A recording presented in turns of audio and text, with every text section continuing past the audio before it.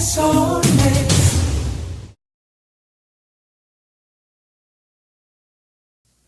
Doctor, en los últimos años, la aplicación del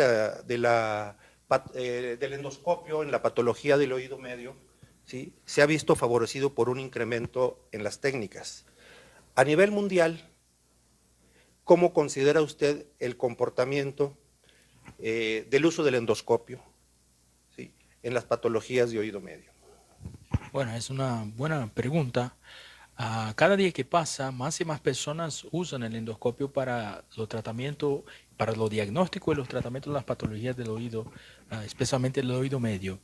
Desde la fundación del grupo en 2006, Grupo Internacional de Quirugía Endoscópica de Oído, las técnicas endoscópicas han se popularizado y muchas personas hoy usan el endoscopio como una complementación o como un instrumento asesor al microscopio para hacer los procedimientos y con resultados muy buenos.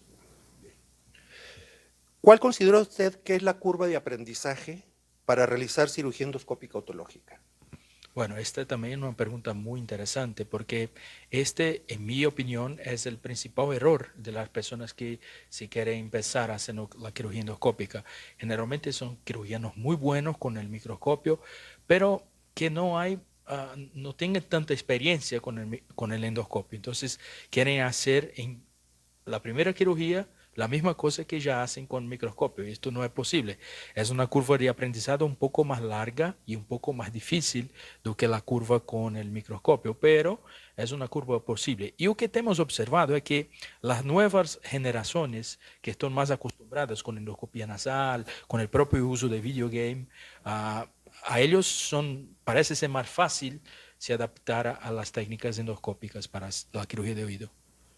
Entonces, usted para un estudiante en la especialidad de otología, ¿qué recomendaría para iniciar? Bueno, esto es también muy importante. La base es siempre microscópica, porque mismo con endoscopio muchas veces se va a necesitar accesos combinados. Entonces, aprender bien la cirugía microscópica de oído y aprender también la cirugía endoscópica, porque se complementan y se pueden hacer mejores tratamientos para los pacientes. Muy bien. ¿Cuál endoscopio prefiere usted utilizar para la exploración básica de oído medio? Una pregunta muy recurrente también. A mí me gusta mucho el endoscopio de 30 grados, de 3 milímetros de diámetro y 14 centímetros de comprimento, que son los endoscópicos que fueron hechos por el grupo de cirugía de oído para la cirugía de oído. Pero es más fácil si empezar con de 0 grado, 3 milímetros y 14 centímetros. Todos nosotros que empezamos esa cirugía ahora en esta segunda fase, empezamos con el endoscopio de nariz, que es 4 milímetros de diámetro y desde 8 centímetros. Entonces, si no tienen endoscopio propio, se puede empezar con endoscopio de nariz. Y si tiene la caja de cirugía tradicional de oído, se puede empezar para hacer algunos procedimientos más simples, como tubitos de ventilación, algunas meringoplastias, pero si quieren hacer cirugía de colesterol, ahí es mejor un endoscopio de 3 milímetros y 14 centímetros y instrumentales adecuados para eso. ¿Considera usted que en el consultorio, ¿sí?, es útil el utilizar únicamente el endoscopio en procedimientos, como digo, de consultorio, para iniciar un adiestramiento, acostumbrarse a agarrar el endoscopio, limpiar el oído, sacar cerumen, cuerpos extraños? ¿Sería un buen instrumento que Sí, supliera al microscopio solamente en el consultorio? en el consultorio yo uso bastante el endoscopio. Hay un microscopio, pero hace tiempo que no uso. ¿Por qué? Primero, porque con el endoscopio se puede entrenar esta habilidad visual motora y incluso en niños es interesante eso. Cuando un niño, cuando usted va a hacer alguna cosa con un niño y los niños no saben qué va a acontecer o no está mirando qué va a acontecer, muchas veces no deja, se llora, ¿no? Y con endoscopio es bueno porque todos pueden ver lo que está siendo hecho. ¿Por qué? Conectamos una cámara, en un consultorio tenemos una cámara, y tengo una pantalla que se fija a frente del paciente. Una pantalla para mí y una pantalla para el paciente. Entonces muchas veces yo pregunto para los pacientes, mira, tú tienes una perforación timpánica. ¿Alguna vez tú has visto tu perforación? No, doctor, nunca he mirado mi perforación. Y ahí colocamos el endoscopio en la pantalla, la paciente mira y comprende la patología, comprende lo que tiene, y eso fica más fácil incluso para la cirugía de los pacientes, para que los pacientes puedan entender la cirugía, puedan querer hacer la cirugía, y los niños también. Muchas veces vamos a hacer limpieza en conductos de niños, y digo, mira, tú quieres ver la formiguita que está dentro de tu conducto, ahí colocamos el endoscopio, el niño mira la imagen y se queda mirando la pantalla como anestesiado por la pantalla, y hacemos los procedimientos tranquilos, sin lloro, sin muchos problemas. Entonces, yo creo que el endoscopio para mí es un instrumento fundamental para el consultorio, aunque también económicamente es mucho más barato comprar un endoscopio bueno, una torre de vídeo, do que comprar un microscopio para tu consultorio. Entonces, también tiene esa ventaja económica también. Bien, en cuanto a la amplitud de campo, en los procedimientos quirúrgicos primarios, una miringoplastía, ¿sí? ¿Considera usted que tiene una ventaja de acuerdo a la visión que da el endoscopio con el microscopio? ¿Qué partes anatómicas podríamos ver mejor con el endoscopio, ¿sí? Que supere al microscopio? Cuando estamos hablando de cirugías transcanales, sin cirugías retroauriculares, el endoscopio, la imagen está en la punta del endoscopio, entonces se puede superar, por ejemplo, conductos un poco más estrechos o un poco más tortuosos, que con microscopio a veces es más difícil por cuenta de los espéculos, por cuenta de las cosas. La imagen es más de fuera para adentro, en cuanto al endoscopio, la imagen es de dentro para afuera. Pero los endoscopios primero no tienen la imagen tridimensional, estereoscopio que los microscopios tienen. Entonces es una desventaja. La ventaja es que consigue mirar más cerca, ¿no? Otra cosa también interesante o importante de los microscopios es que con microscopio está con las dos manos, una mano en un aspirador y otra mano en un instrumento. Con endoscopio no, está solamente con una mano.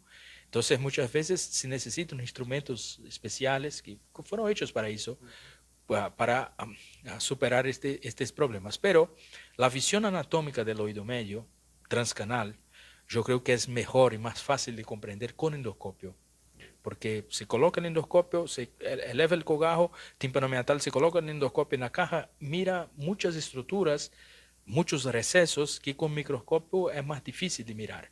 Y cuando se mira, para mí, yo creo que se comprende un poco la anatomía y la fisiología, lo que está aconteciendo en la caja timpánica. Entonces, hay ventajas y desventajas. Lo que es importante es comprender estas ventajas y desventajas y intentar utilizar lo que es mejor para el paciente, ¿no? ¿Usted utiliza anestesia general o anestesia local? Y si es así, ¿cuál recomienda mejor? Y dentro del punto de vista de la curva de aprendizaje, ¿en qué momento sería migrar una u otra o nos quedamos con una sola? Bueno, yo siempre he utilizado la anestesia general. ¿Por qué? Porque está con endoscopio dentro de tu oído y es como una weapon, como una arma. Si el paciente se mueve un poquito, se puede romper la cadena ocicular o cosas más desastrosas, ¿no? Entonces me gusta que el paciente se queda parado, y para eso con anestesia general. Hoy en día, anestesia general es muy segura, ¿no? Con propofol, remifentanil, lativa, ¿no? Total intravenous anesthesia. Y yo creo que es mejor siempre hacer con anestesia general. En India se hace mucho con anestesia local, cirugía endoscópica. Por supuesto, yo creo que también los limiares del dolor de algunos pueblos son diferentes los asiáticos a veces son diferentes de nosotros americanos, pero hay algunos relatos de problemas relacionados con movimentación de la cabeza con anestesia local en cirugía endoscópica. Entonces, yo recomiendo siempre anestesia general. Yo creo que es más seguro. Y ya abordando el oído medio, ¿sí? En cirugía propiamente del oído, usted retira en su técnica el yunque para poder observar mejor, lo vuelve a articular, ¿sí? ¿Qué recomienda usted? Mira, yo creo que el yunque es muy grande, pero cuando el yunque no está erosionado, en otitis media crónica supurativa o colesteatomatosa, si no está erosionado, nosotros no removemos. No removiendo el yunque, el istmo timpánico se queda más chiquito. Entonces muchas veces tenemos que hacer un acceso combinado. O sea, limpiamos el oído medio y después hacemos un acceso retroauricular y una mastoidectomía con microscopio para mirar las dos regiones, la mastoide y el oído medio, y hacer esta comunicación bien hecha. Pero si el yunque está un poco erosionado por colesteatomo, por la supuración, la necrosis, removemos el yunque. Y cuando se remueve el yunque, tiene un espacio muy grande, un istmo muy grande, que ahí sí se puede visualizar el antro de la mastoide, hasta la punta de la mastoide transcanal, por el oído medio. Entonces, en estos casos, muchas veces, cuando no hay colesteatoma de matriz invasora, hacemos solamente una cirugía transcanal, sin incisiones retroauriculares, que se queda más fácil. Pasando a la mastoidectomía, en los pacientes que tiene que realizar mastoidectomía, ¿usted utiliza una técnica combinada, microscopio y endoscopio, o sigue solamente con el endoscopio? No, utilizamos técnica combinada. Siempre empezamos la cirugía con colesterol, por ejemplo. Siempre empezamos por donde la patología se empieza. O sea, siempre empezamos por el oído medio. Limpiamos el oído medio, sacamos o no el yunque, dependiendo del caso. Y si creemos que hay patología en la mastoide y que la mastoide necesita ser explotada, y ahí hacemos una incisión retroauricular y una mastoidectomía con microscopio. Pero después de la mastoidectomía con microscopio, colocamos también el endoscopio en la mastoide, transmastoide, porque muchas veces el endoscopio se permite visualizar recesos que a veces con el microscopio son un poco más difíciles, mismo después de fresado. Pero por eso es que es importante tener la base microscópica, porque en algún momento va a necesitar fresar el hueso temporal. Uh, por supuesto, el endoscopio para mí y para muchas personas ha reducido el número de mastoidectomías, pero las mastoidectomías sí continúan presentes y continúan siendo realizadas. Pero hacemos eso, primero el oído medio, después, si es necesario, mastoide. Si vamos a mastoide, mastoide es un dominio del microscopio. Si vamos al oído medio es un dominio para mí del endoscopio. ¿Considera usted, doctor, que existe alguna frontera no permisible dentro del oído medio, oído interno para el uso del endoscopio, o no tiene fronteras? Bueno, hay áreas que son ciegas para el endoscopio, como hay áreas que son ciegas para el microscopio. Por ejemplo, la pared medial del scutum, de esporón de Chaussé, transcanal, mismo con un endoscopio de 70 grados, no se consigue visualizar. Entonces, para eso, tiene que hacer una mastoidectomía y visualizar. Como hay áreas también que para el microscopio que son ciegas. Yo creo que la frontera que nace es el cirujano y la patología. ¿Eh? Por eso que siempre en las charlas yo hablo para las personas que no estamos tratando de técnicas, estamos tratando de instrumentos, en endoscopio y microscopio. Y si consigues tener una buena plática con el microscopio y con el endoscopio, yo creo que tú consigues utilizar lo mejor de cada instrumento para que la frontera sea cada vez más expandida, para que los pacientes sean cada vez mejor tratados. El futuro de la endoscopía en los procedimientos de oído, ¿cómo los ve en la actualidad y cómo los ve en 10 años? ¿Son más los médicos que confían más en el endoscopio? Recordemos que existe un bloque en la cirugía otológica de profesores, ¿sí?, en donde no cambian, hay resistencia al uso del endoscopio, ¿sí? Entonces, ¿cómo estamos ahorita y en los próximos 10 años? ¿Qué considera usted que va a ser el futuro de la cirugía endoscópica? Bueno, yo creo que hay muchas cosas en el futuro para la cirugía de oído, voy a decir así, porque no me gusta mucho este término, cirugía endoscópica, cirugía microscópica, somos cirujanos de oído, ¿no? Entonces yo creo que los robots tienen un potencial de, cuando se disminuyen los materiales para tener un papel muy interesante. Yo creo que la cirugía endoscópica cada vez más va a se popularizar porque será una cosa de abajo para arriba, no será de arriba para abajo. Será debajo la nueva generación que está usando el endoscopio y acabará superando la generación pasada con el uso del endoscopio. Pero también hay muchas cosas, muchos tratamientos, las células tronco, para la reconstrucción de la audición. Entonces, yo creo que el futuro es muy, muy interesante. Los próximos 10 años serán muy interesantes para mirarnos las técnicas de cirugía de oído, los cambios, las cosas, el robot o algún otro instrumento que por ventura aparezca. Entonces, yo quiero estar vivo para mirar. En la actualidad es limitado el uso del robot para el uso de la cirugía. Ya inicia, ya existe alguna experiencia de parte suya, ¿sí? O lo vamos a ver en los próximos años. Yo hice un trabajo de disección, pero 7 años en la Clínica Mayo con el profesor John Palanch para los accesos a la base anterior, a la hipófisis, pero con robot, con el Da Vinci. Pero fueron accesos transorales, porque los portales son muy grandes ainda para accesos transnasales. Pero yo sé que las compañías que están haciendo robots, los chinos están haciendo también, están trabajando en portales más pequeños, y esos portales más pequeños para nariz y para oído pueden tener algún futuro, porque hacen movimientos que nosotros no conseguimos hacer. Por ejemplo, hacen movimientos como giran sin parar. Nosotros somos limitados por nuestras articulaciones, ¿no? No tremen, tienen una visión estereoscópica tridimensional. Entonces, yo creo que es un potencial para el futuro, no sé si va a acontecer en algún momento, pero yo creo que es un potencial muy grande para las cirugías de nariz y de oído.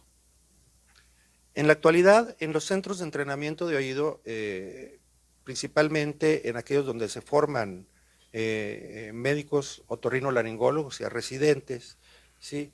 ¿Qué recomendaría usted al profesorado, ¿sí?, para iniciar en el campo de la enseñanza? Existen algunos centros ya establecidos específicamente con esta técnica de la que estamos platicando, ¿sí?, para profesores, que es importante la divulgación de estas técnicas para así ellos mismos empezar a enseñárselos a sus alumnos, ¿sí? Ya hay centros de formación en el mundo.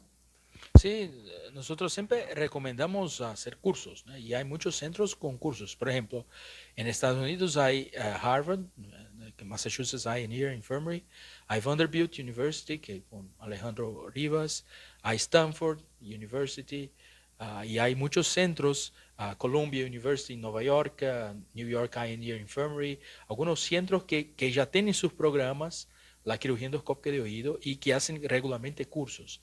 Entonces, para los profesores de los otros centros, yo siempre recomiendo intentar hacer un curso de ese y intentar hacer cosas paso a paso, no intentar hacer las cosas más grandes en el inicio. Intentar con tubitos de ventilación, después meringoplastia, después timpanoplastia, después un colesterol más chiquito, después un colesterol más grande, una estapedotomía, y ir progrediendo. Y en un primer momento, los maestros y los residentes serán alumnos, ¿no? Estarán en el mismo nivel de la curva de aprendizado. Pero yo creo que es una cosa muy interesante y una cosa que beneficia mucho. Los resultados están ahí, que beneficia mucho a los pacientes. Bien, agradecemos mucho la presencia del doctor Joao Flavio Nogueira aquí a la Federación Mexicana de Otorrinolaringología, agradecerle sus enseñanzas y por último un mensaje a la comunidad otorrinolaringológica nacional. Yo que nos agradezco acá la oportunidad de estar acá en Guadalajara, en México. Somos países hermanos, ¿no? Brasil y México. Y yo que digo para la comunidad de los otorrinos de México es siempre vamos a estar estudiando, porque la medicina es la ciencia de la verdad transitoria, ¿no? Lo que es verdad hoy, mañana puede ser mentira. Entonces, para eso necesitamos siempre estar en cursos, en congresos, y la FESORMEX te ha hecho eso de una forma magistral. Congratulaciones.